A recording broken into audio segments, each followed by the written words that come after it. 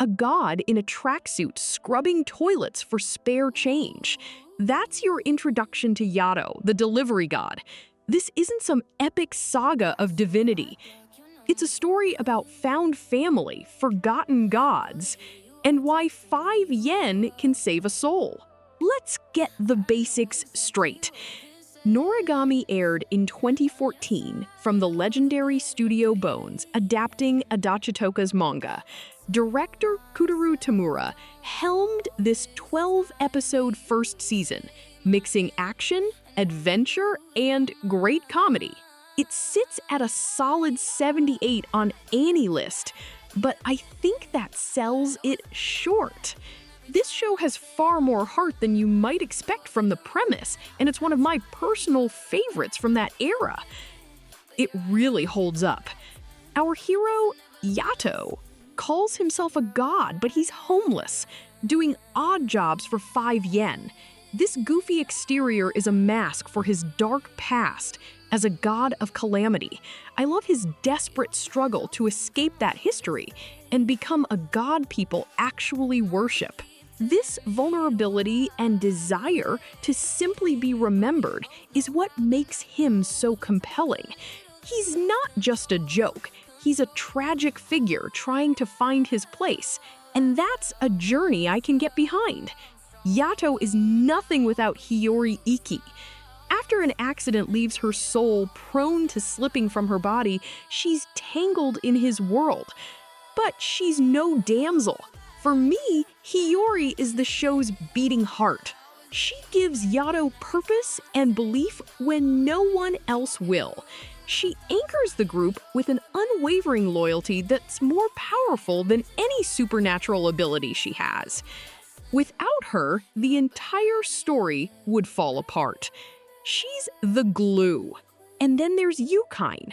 His arc is brutal, and I mean that as a compliment. He's a lost teen soul turned into Yato's weapon, and he acts out his pain. He's resentful, and every sin physically stings his master.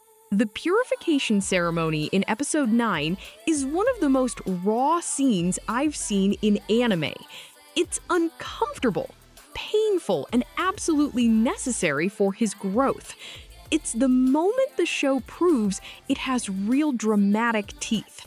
For all its dark themes, Noragami is hilarious. The show's ability to pivot from a heavy scene to Yato's ridiculous, cat-faced fantasies is brilliant. The banter feels natural because the comedy comes from their clashing personalities, Yato's failing schemes, Hiyori's exasperation, Yukine's deadpan snark. This balance is the show's secret weapon.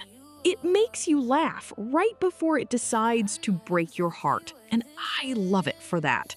It keeps you on your toes. The world building is so elegant. We have the near shore for the living and the far shore for gods and phantoms. I love the concept of Shinki, spirits of the dead who become a god's weapon. This creates an intimate bond that's also dangerous. If a Shinki has impure thoughts, it poisons their god. It's a simple system that generates incredible character drama without pages of boring exposition. It just works, letting the story breathe. You can't talk about Noragami without praising the action from Studio Bones. Every time Yato yells, "Seki!" and summons Yukine as twin blades, the visuals are incredible. The fights are fast, fluid, and have a sharp look with electric blue highlights that pop. It's not just mindless slashing either. Each battle serves the story, revealing something new about the characters or their world. It's pure, stylish fun to watch and a visual treat. The Divine Society in Noragami is fascinatingly petty. Other gods look down on Yato for being astray. Take Bishamon, a war god with a centuries-old grudge against him. She's introduced as a terrifying villain, but her motivations are born from trauma and misguided love for her Shinki. The gods here aren't benevolent. They are flawed, political, and frankly, jerks to each other. It adds a wonderful layer of complexity to the world. Is it perfect? Not quite. My main issue is that Season 1 feels like a fantastic prologue. It introduces major conflicts, like Yato's ties to the mysterious Nora, but doesn't resolve them. The ending feels abrupt, clearly designed to push you straight into the second season. Aragoto. If you want a completely self-contained story, you might feel a little shortchanged. You really need to commit to both seasons for the full, satisfying payoff. So, what's my final verdict?